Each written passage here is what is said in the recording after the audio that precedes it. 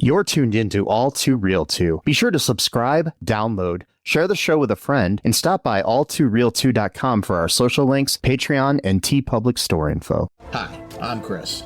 And I'm Jeremy. And I'm Fergal. And we're from Movie Smash. Comic book movies are having a golden age right now with the MCU. Movies based on comics aren't necessarily a new thing, but they're a big thing. Join us every other Tuesday on Movie Smash. We explore these movies and find some hidden gems. Every other week, we revisit some of the best. And some of the worst movies based on comics or graphic novels. Was Green Lantern as bad as you remember? Heck no! Is Time Cop the most accurate time travel movie ever created? Absolutely. Was Mystery Men way ahead of its time? Should they be revisited? Should they be forgotten? Join us on Movie Smash and find out. Listen wherever you find your fine podcasts.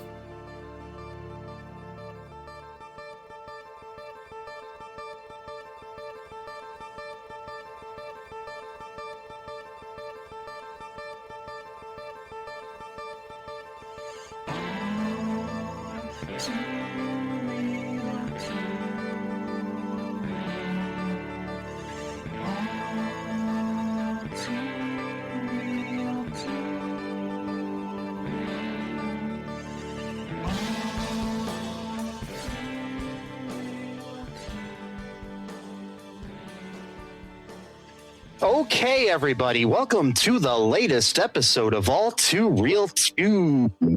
My name is Mike Lee Cullen II, and with me, as always, is... Sesame, I have no berries. Her name is Mrs. Mallard Encarta. Okay, Belladonna. Thanks. Yep.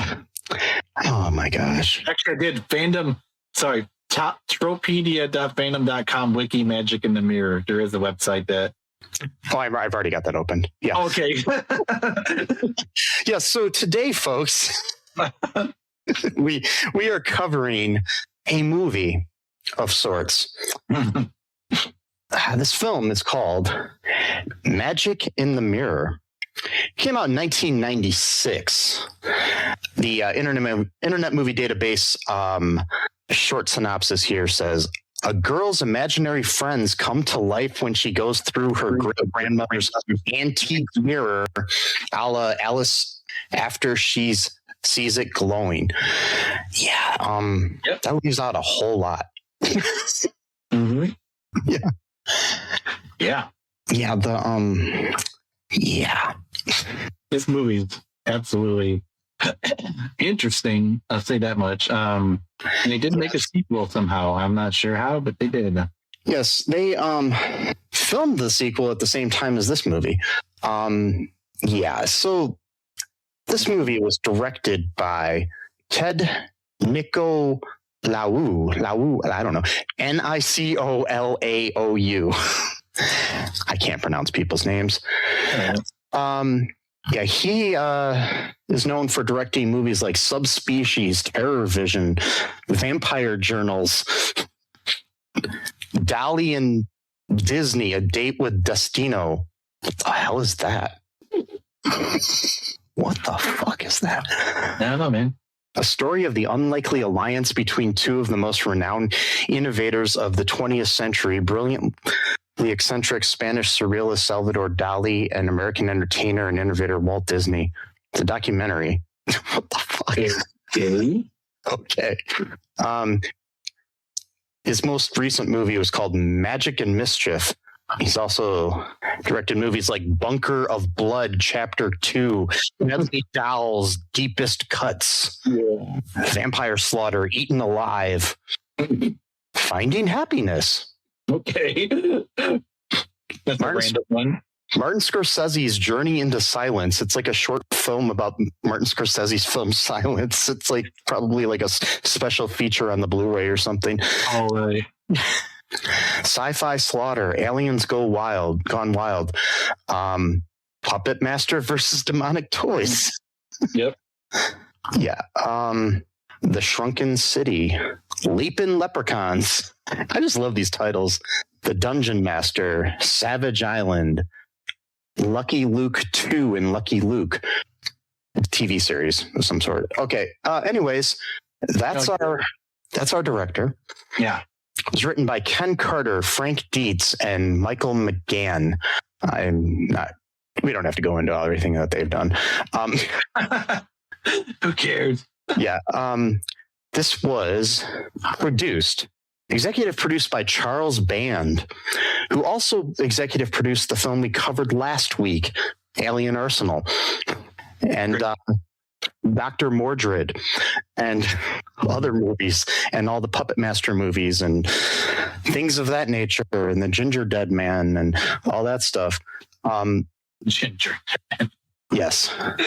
So this movie stars Jamie Renee Smith as Mary Margaret Dennis, Kevin Wixted as Tansy, Saxon Trainor as Sylvia Dennis and Queen Hyssop. I don't know. I can't remember how they pronounced it. David Brooks as Bloom, Godfrey James as Melilot, Eileen Takei as Mrs. Mallard and Dragora. We got Eugene Christian Motriuc as Swanston and Dr. Schmott. Got Ian Haiduc as Dabble. We got other people here. We also have an uncredited, for some reason, Mihai Nicolusco as Dr. Laszlo Tuttle. He was kind of an important part in this movie, but he's uncredited for some reason. That's weird because he was in a lot of the scenes. Yeah. Okay. He's pretty prominent in the sequel that we're going to probably cover in the picture. Character. He was one of the main characters of the movie. Yeah, he was kind of one of the antagonists in the movie or something. Yeah. Okay. So there's that. Thoughts, feelings, concerns, anything about the movie that you feel. All of it, man. All of it. I mean, I can understand now that this company makes a lot of weird movies, horror movies, because there's definitely some horror stuff in this movie, and I can now see it kind of bleeding over from Puppet Master or some of these other crazy movies. Because I swear to God, there's parts of this movie that belong in a Stephen King movie, boiling people to death to make tea so the queen duck can drink tea. Yeah, because this is just so you know, Full Moon Entertainment is the main company of Charles Band. This is I think his kids company, which is called Moonbeam Entertainment. Oh, Moonbeam, okay, gotcha. Instead of Full Moon, it's Moonbeam. Oh, okay, Moonbeam. Yeah. And so there's this. Just walk you through the plot really quick here. So basically, there's this girl. She's got a bunch of imaginary friends. Her mom, two imaginary friends. She got two imaginary friends. Maybe she got more. No. She got two imaginary friends named Bella and Donna. Yeah. And her mom is a scientist who was working along with this guy who didn't get credited in the movie for some reason. And they're trying to create a gateway into different world through a laser beam. And apparently they were almost successful for a few seconds, and then it failed afterwards. And so she doesn't like her daughter having imagination because that's bad, because science is good and imagination bad. Even though most of our science actually originated from people who have very high imagination. But anyway, we're not going to get into that. And her dad is imagination is just bad. You can't have any. Yeah. And her dad is I don't know, he's an art collector. Is he he's a botanist. A botanist, yeah. And so he's kind of doesn't really care when he's yeah, it's cool, whatever. He doesn't really give a shit because he's too busy doing his work instead of but he does seem a little bit more kinder. He at least he has a nickname for her. Even he calls her Daisy. Yeah. So, yeah. But it's still kind of a whole like most of these movies where kids movies of this era where the parents just are neglectful of their kids. What was that one we covered recently where it was like that? It was Gooby. Yeah. That was not even of this era. But no, it wasn't. But it was. Seems like there's a lot of that going on. Maybe parents got to start paying attention to their kids more. There's so many movies about them not paying attention to them, and they gotta go. These crazy Disney movies had the right idea when they killed off the parents. Yes, maybe. No, excuse me. So they have this dinner party. Her mom brings her colleague dude or whatever. She brings her little Miss Mallard, which is the human head on top of a duck. Yeah, she carved a mallard that looked like her high school principal, whose last name is Mallard.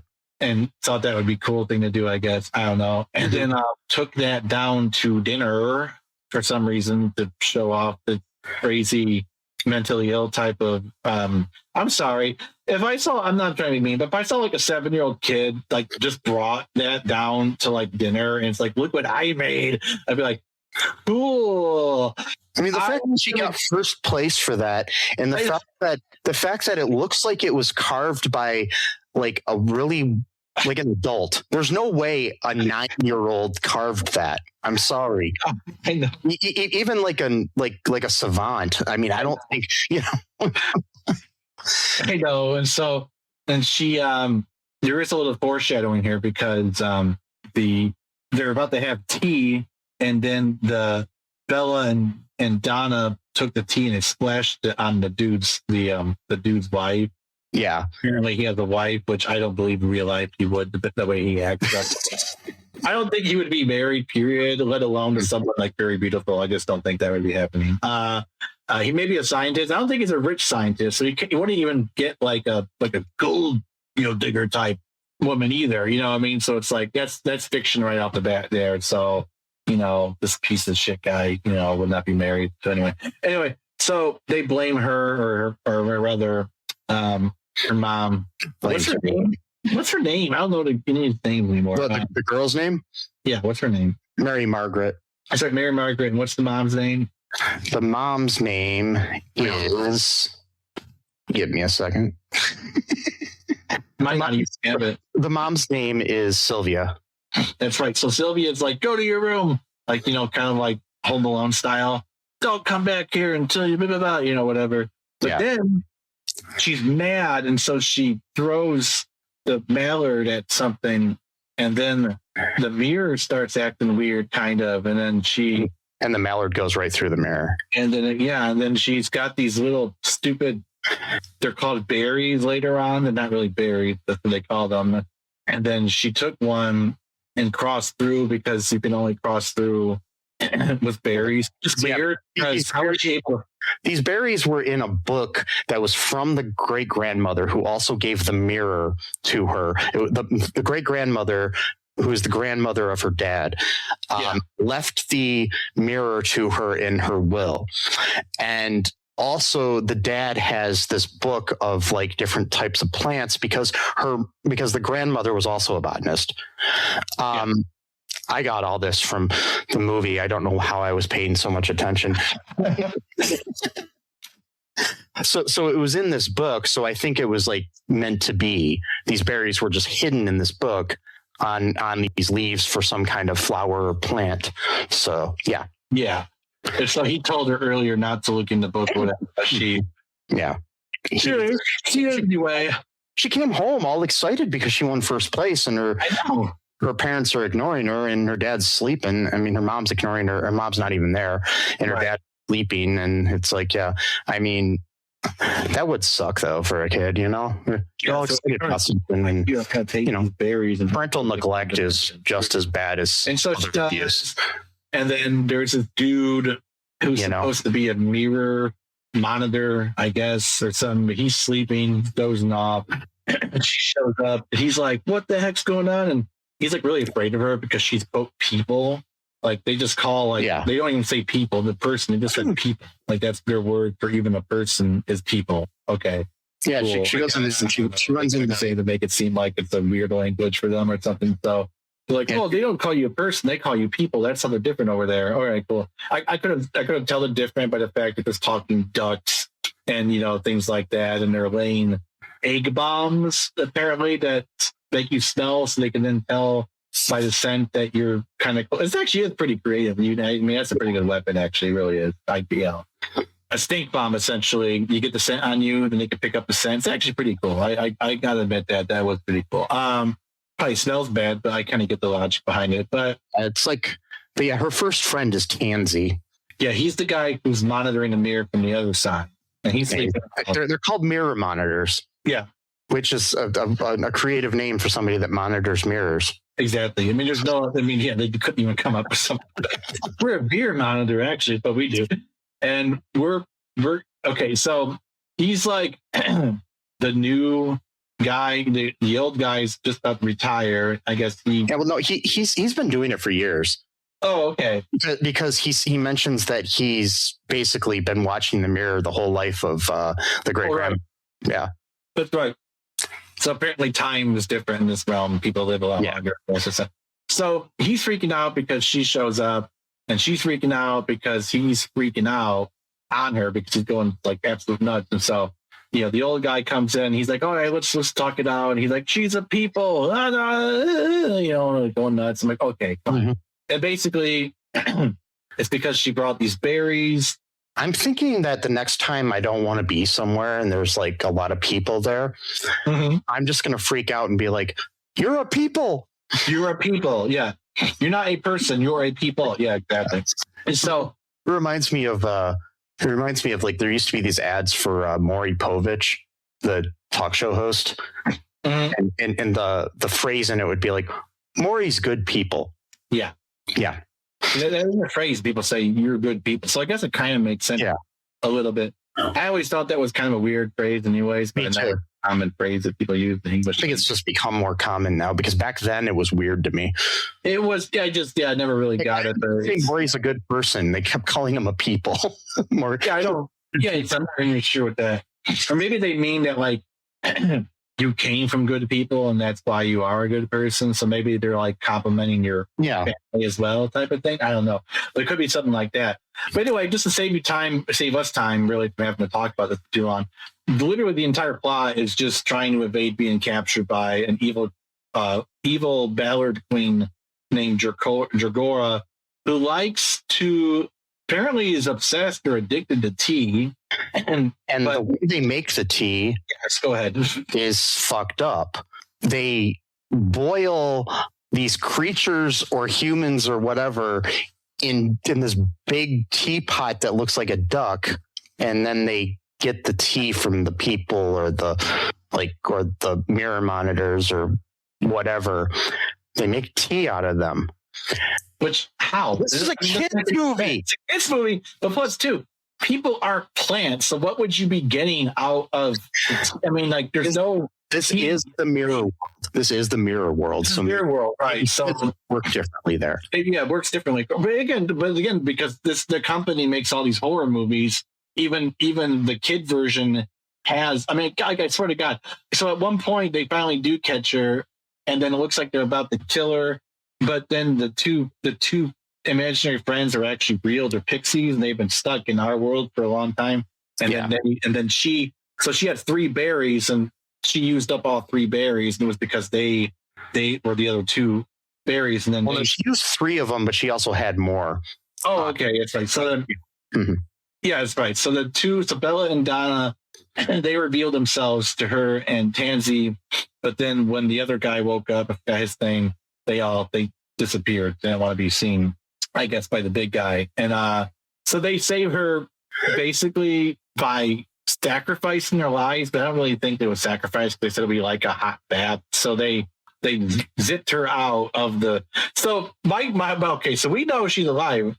Tansy and the other guy think that they're witnessing a child being boiled to death and being used to drink as tea. Mm-hmm. So let's sit on that. Let's that for a minute.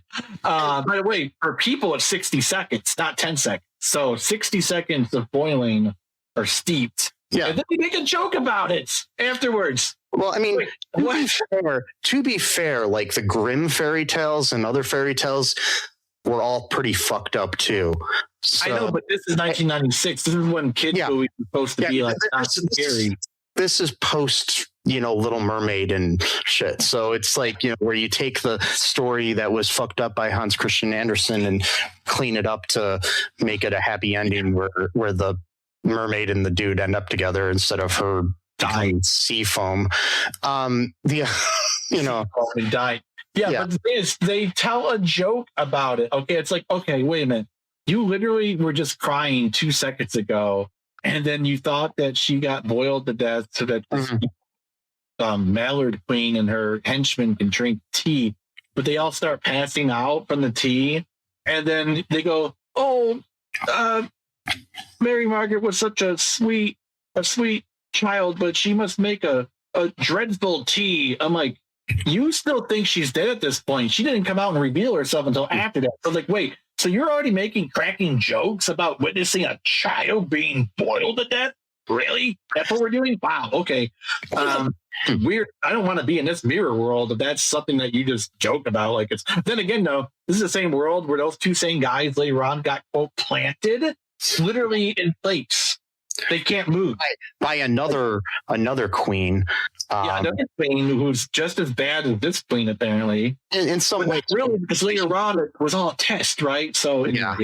I mean, and it's very Wizard of Ozzy or something, or it actually makes a lot of sense though, because that queen is played by the same actress that plays the mom. Yeah. So it's definitely a metaphor for the fact that the mom is kind of neglectful of her kid and things of that nature, where in this world she is also kind of neglectful and doesn't listen to people, because like they tell this whole story to her about what's happening and she doesn't give a shit. So Bella and Donna, where they were the reason why, because like they have a quote plant in their world called belladonna, which we have as well, which it's like really it could kill you, it can make you hallucinate, pass out, die sometimes even. So that's why they were pixies, but then they somehow were able to make the tea that's bad for them. So the pixies plant too, or they didn't really get into that, how that works out too much. But anyway, they said they like a hot bath. So I'm hoping they didn't actually die and they were just joking when they said that, or did they literally just allow themselves to be boiled to death? I think they died. Oh my God. I mean, there's a sequel, so maybe we'll watch that and maybe Bella and Donna will be alive, but I don't know. The way they would we like a hot bath. That's the only reason I want to watch the sequel, is because I want to find out if Bella and Donna are mentioned again. Yeah, because obviously that's the most important part of this. I mean, like they're only in the movie for like 2 seconds, but I mean, just so you know, like belladonna poisoning occurs from ingesting parts of the belladonna plant, which contains toxic alkaloids like atropine and cyclopamine. Yeah. Symptoms can include dilated pupils, hallucinations, confusion, and in severe cases, respiratory failure and death. Yeah. Scopolamine, that's the drug that they use for like the date rape drug, like like roofie and stuff like that. I think that's part of it. Well, no, roofies is rohypnol, but I thought they add that. Maybe not. Maybe they do. No, I'm thinking something else. Scopolamine is the drug. Yeah, in Colombia, they literally blow it into a dust, and then if it gets into you, like if you just stop walking, they know that scopolamine can be used for good things too. It can actually use to treat motion sickness and post-op nausea. Yeah, but anything. It could be used really badly. Like in Colombia, they literally just grows anywhere, and so people will like they'll ground it into a powder or a dust. They'll blow it, and then it's like the people just do whatever you want them to do because they're extremely suggestible. Like there have been stories. This guy, he said that he went to his apartment one night and then he woke up, all of his furniture and everything was gone. And then he goes down to the doorman. He's like, "What the hell's going on?" He's like, "Oh yeah, you and your friends came up here. You said you were moving and they were helping you move." No, I wasn't. Like, yeah, you're talking like you were helping to move furniture and everything out yourself and put them into the van or whatever. I had no idea he was doing any of it. Like because he was just so suggestible. Like, women sometimes are told to, basically become trafficking victims, especially if they're tourists, because, they're far away from home and shit. Anyway, so that's what happened. They basically scopolamined the queen, Dragora, with their pixie plant magic, I guess, or something. So the movie's teaching kids that it's okay to poison people. It is, and it drugs them. Yes, it's a good. They're saying it's a good. As long as it's the evil queen you're doing it to, it's fine. And as long as the drug comes from boiling your friends. Yeah, only if they're okay with it though. Only if they say we like a hot bath, then it's fine. Yes. Well, only then. But you can't give them scopolamine first and then have them say that, because then you're telling them what to do. They gotta say it themselves. So okay, how fast it is, and I took some scopolamine before we started recording, so I have no idea what I'm saying. see what I don't know either. Either do I have no idea what I'm saying at all anymore. But I totally have no confidence in anything I say anymore about any subject. But like, what reminded me though about the teach shit is that it reminded me of like that fucking brazen bull stuff, like where like steam would come out of the bull's nostrils because they were literally burning someone inside the metallic bowl. And so like, but the tea was coming out of the water was coming out of the mouth of the duck, and then it was going into different tea glasses. That's what that kind of reminded me, like, oh my god. Also too, there's this part where, is it that part or was it later on where the tea, what was it? Oh, the dumb one-liners, like, let's see if I can find it here on the thing. There at one point Sylvia is trying to use the laser thing to shoot into the other realm. Yeah. And just at that right time, the Queen Dragora's peeking through the mirror so she can invade our world to get all the people to make her tea. And she goes, Mary Margaret, duck, telling him to duck down. And Queen Dragora says duck because she doesn't like being called duck. And he goes, roast duck. And then she shoots her with the laser. I'm like, oh my God. But that's right up there with "I'll be back" and "Yippee ki yay, motherfucker." It's like the greatest lines in movie history. Of course, I mean, like, there's no comparison, really. Yeah.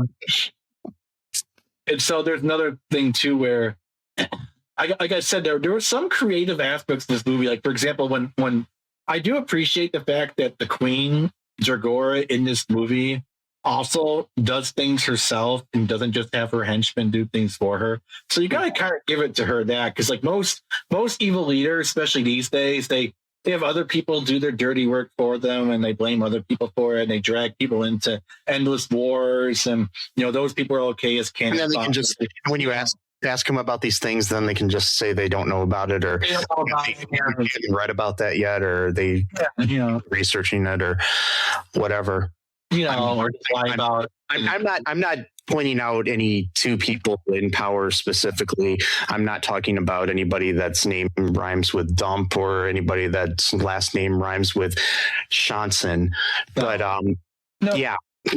Doesn't like that at all. No. So, so at least Queen Dragora is able to put in the leg work, or rather the wing work, to fly. And it also looks like there's like actual jets flying, like when they go, it looks kind of like there actually are like about the bomb thing, but they lay an egg instead of dropping the bomb, but it's like a stink egg, and it is meant to whoever's close by enough to rub off the scent on it so they can then smell. That's actually pretty, I do like that. I think that's pretty creative writing right there. I actually will hand it, like, one of the weird good things about this movie is that idea right there. I keep getting stuck on that for some reason. I don't know why, but I just think it's kind of creative that you literally make a stink bomb weapon that gets the scent on the people you're trying to chase. So later on, you'd just be smelling around like, aha, they're that way. But then again, they didn't even need it because they're idiots. They're just watching from a fucking rock. And one of the guys saw them. So, one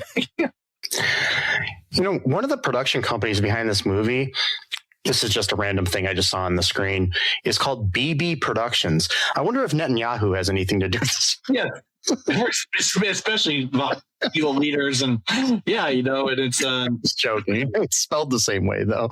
Laying eggs, stink bomb eggs, stuff like that. This came out October 1990. This is like October 3rd. I got the release date of August 13th, 1996. Oh, really? Yeah. I got this different. I got angrygrandpasmedia.library.fandom.com. This one said, but this one even has, it says, they even have like the previews being mentioned. Video 1, video preview for Spellbreaker, The Secret of the Leprechauns. It might be the VHS release. Maybe it was released on TV prior to that or something. I think it is. And it says promo for Paramount family favorites, including Bugsy Malone, A Dog of Flanders, Charlotte's Web, Andre, Searching for Bobby Fischer, Popeye, Daryl, Bon Voyage, Charlie Brown, Don't Come Back, Lassie, Explorer, Pre-Hysteria, and Dragon World. All that is how many previews of that? I mean, Yeah, no, those were the previews on the VHS. that's what it says. Wow, that's a lot. I mean, maybe they were like short, like all together. Like, yeah, from Paramount, you can watch Bugsy Malone and blah blah blah. You know, Maybe I'm reading it wrong. Hold on. No, it says video 1, video 2, video 3. Oh no, it's just telling you like exactly like what's going on. So that's all of those are previews. yeah. So 1, 2, 3, 4, 5, 6, 7, 8, 9, 10, 11, 12. But they're broken off into 2 different sections. So I'm not sure exactly what that means. Yeah. And then 3 videos preview for Peanuts, including Peanuts, the Charlie Brown Christmas, Peanuts, It's the Great Pumpkin, Charlie Brown Thanksgiving, Easter Beagle, Be My Valentine, Happy New It's Year. probably just stuff that was being released around that time. Yeah. Yeah. 4, feature presentation, FBI warning screen. And then it even has the date on that. August 29th, 1995 is when that screen was probably invented. I don't know how he figured that out. But he somehow knows the date of when the warning screen was made. Okay, this is weird. I mean, the original weird. was made in 1977, but that's another story. Apparently just when he's August and Magic in the Mirror finally. So it's like 20 minutes. No wonder why the movie was so short. They had to make room for all the damn preview. I mean, some Dog of Flanders. Have you ever seen Bugsy Malone? Speaking of that, do you know what it is? It's about like wasn't he like a gangster? Like wasn't it's a gangster film, but all the gangsters are played by children.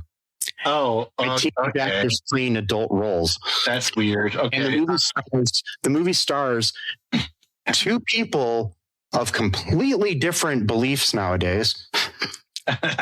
Jodie Foster and Scott Baio. Oh my god! What? When they were teenagers. Yes. 1991 VHS. Yeah, but Scott Baio played Bugsy Malone. Were they? What's that? They were teenagers in 1991. They were probably already. It came out in 1976. Oh, okay. This says 1920. Oh, that's when they made the VHS version. Okay, I got you. All right, cool. Yeah, All right. 1976. Yeah. All right. I was gonna say, I'm like, I don't think. I'm hoping to cover it sometime because I remember watching that movie a lot as a kid, and it was fucked up.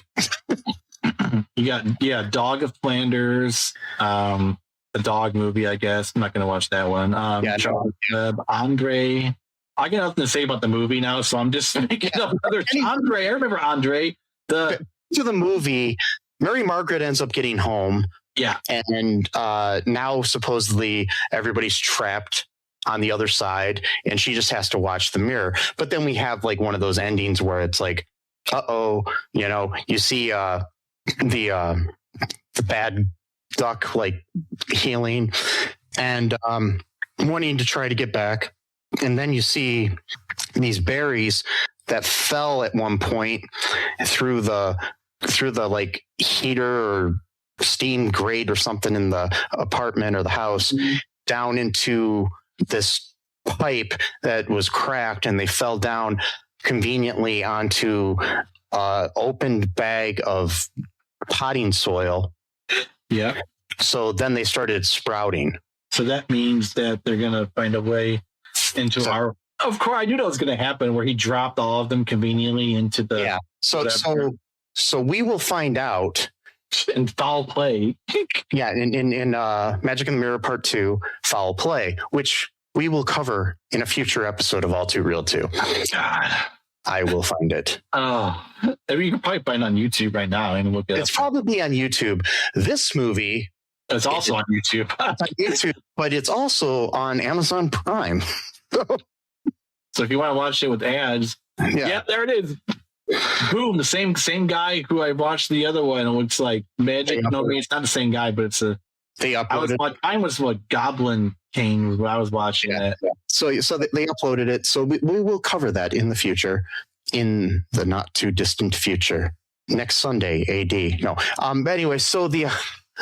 Mr. Nostalgic 1985. That's the channel I got right now for that. Yeah, They got Hansel and Gretel 2005. They got Gnomes 1980 TV special. Return of Oz, 1964 cartoon special. Shit. We'll have to check that out. Lots of stuff on here. Anyways, anything else to say about this movie? Wrap things up. No, I'm good. Okay, so thank you for listening, folks. Overall, like, what would you rate this movie? I rate this movie about 3 berries out of 10.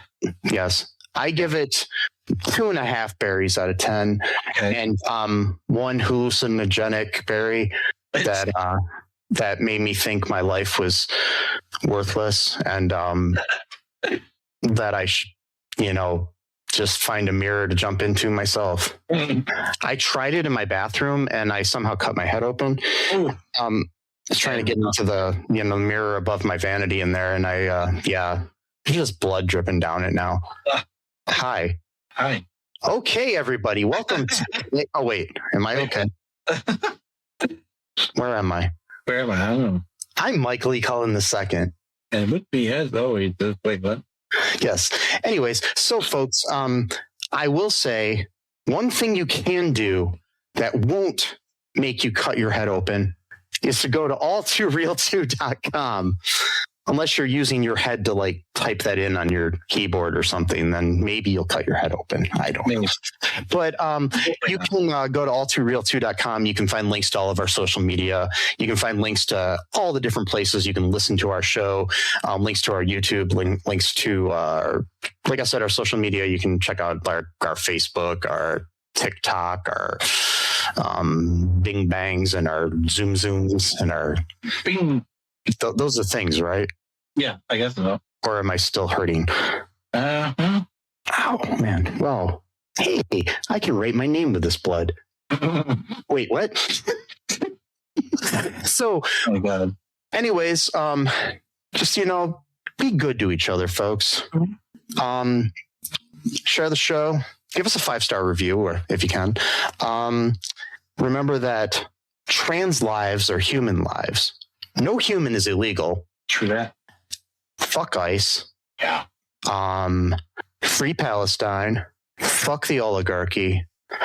Fuck weird looking ducks that look like they're rejects from Howard the Duck, the movie. And Yep. Yes. And just be different, be yourself. Remember that I love you. Sesame loves you. I do. I'm having a fever dream right now.